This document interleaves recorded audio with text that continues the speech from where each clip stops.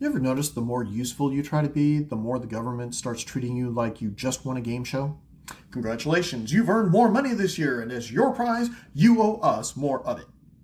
Not even a consolation toaster, just vibes and a W-2, which is less of a tax document and more of a note from the government that says, hey, we already talked to your employer, don't make this weird. That's the deal. Be productive, be reliable, show up, create value. And the system goes, yes, we'll take a percentage of that for reasons. Welcome back to Beyond Red and Blue, where we stop arguing teams and start questioning systems. I saw a meme the other day because, of course I did. That's where all serious policy conversations begin now. Income taxes are the fine you pay for the crime of being useful and productive. And sure, that sounds dramatic and all, until you look at your paycheck and go, okay, why does this feel like I just got mugged by a spreadsheet? Because somewhere along the way, we just accepted the framing that income taxes are the price we pay for living in a free society. And that sort of makes sense. Roads, courts, national defense. Hey, I'm a Desert Storm vet. I'm not exactly anti-having a country. But depending on who you ask, taxes are also the price we pay for not living in a free society. That's not a contradiction. That's a warning sign. At this point, taxes are like gluten. Everyone has a strong opinion, nobody fully understands it, and somehow it's in everything. And the higher up you go, the weirder it gets. At some point, income stops being money you earn and starts being money you accidentally made while trying not to make taxable income. That's not capitalism. That's accounting cosplay. But here's the question that never seems to make it into campaign ads. Why does the government tax productivity more heavily than speculation, lobbying, or political influence? Because if you wake up, go to work, build something, fix something, you get taxed. But if you move money around in increasingly creative ways, suddenly you're not avoiding taxes, you're engaging in advanced strategy. That's not a tax code, that's a side quest. But this isn't about whether we fund things. It's about the behavior that we punish in order to do it. Think about it. Why does the IRS already know exactly what you made, but needs a search party, a subpoena, and 3 whistleblowers to figure out what a lobbyist engineered? That's not an accident. That's incentives, and incentives matter. Because the common thought is whatever you tax, you get less of. Tax cigarettes, fewer people smoke. Tax imports, fewer people buy them. So what happens when you tax income? Well, you're taxing work. You're taxing effort. You're taxing the decision to be useful. And the result is that people don't just stop working, but they do adapt. Instead of asking, how do I create more value, they start asking, how do I keep more of what I've already made? That's the shift. From productivity to protection. From creating wealth to hiding it from a system that treats visibility like a liability. And here's the part where both parties agree on something, and it's not the part that they campaign on. They will fight loudly about the rates. One side says, we'll lower your taxes. The other side says, we'll make them more fair. And then, like clockwork, they both make the system more complicated. It's the only bipartisan tradition more reliable than naming post offices. Think about it. Taxes are not inherently complicated. Therefore, the tax code is not complicated by accident. It's complicated because that's where the money is. Because complexity is profitable if you know how to use it. If you're a normal employee, your taxes are basically on autopilot.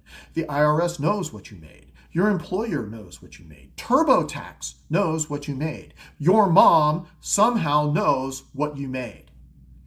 The only person filling out the forms is you, and that's because the paperwork is a trust exercise.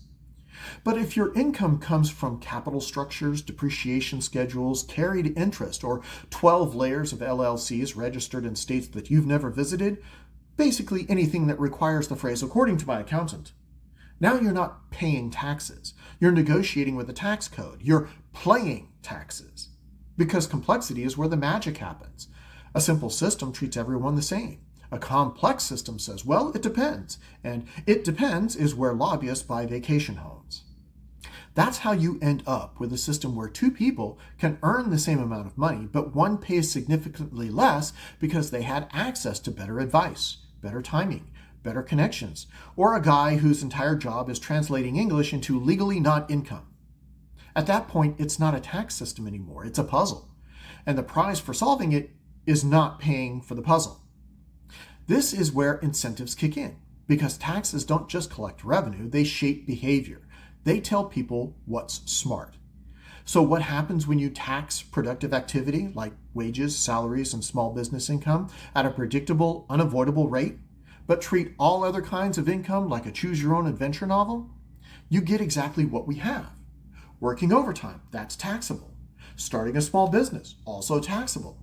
Turning your income into something that requires 3 lawyers and a diagram, now you're thinking professionally. That's the perverse incentive. We don't just tax productivity, we make not being taxed a skill set.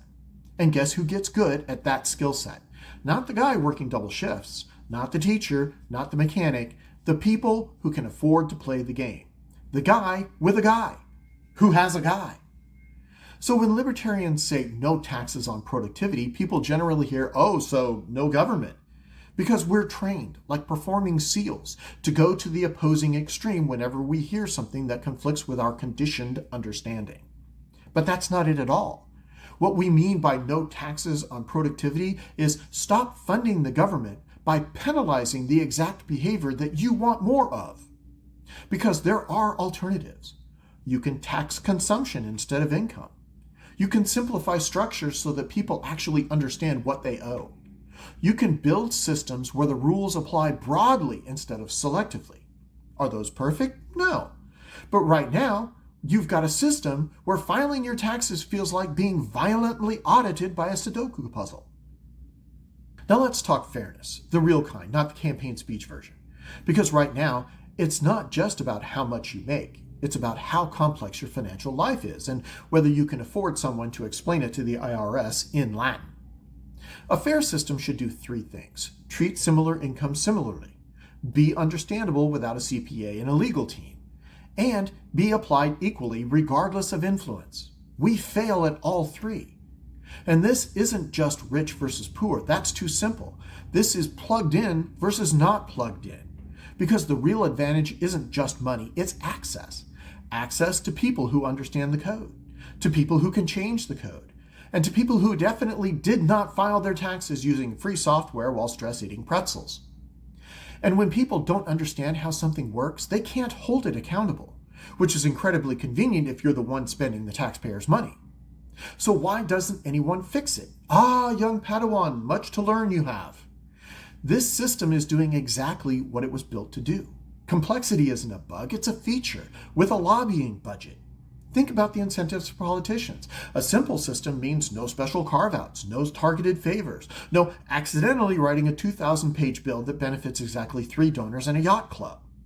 A complex system that taxes productivity, that's leverage, that's fundraising, that's power with footnotes.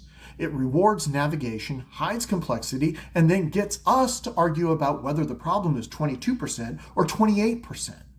That's like arguing about the temperature while the house is on fire. So every election, when both parties say, we're going to fix the tax code, what they really mean is, we're going to rearrange the maze.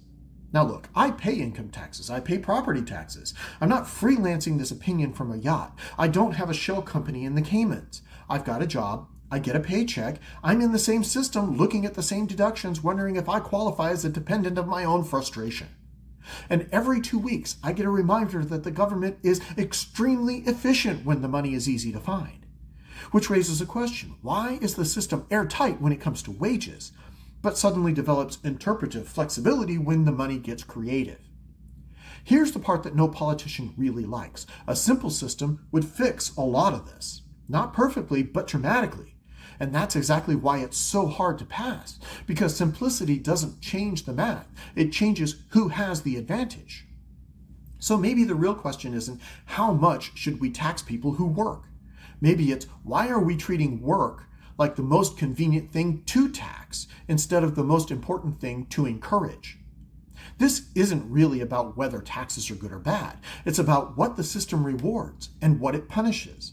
Right now, the message is be productive, pay automatically. Be clever, pay optionally. Be connected, hey, let's talk. And if you run that system long enough, you don't just change tax bills, you change behavior. You get more money spent on avoiding the system than on building within it. So yeah, maybe the meme sticks for a reason.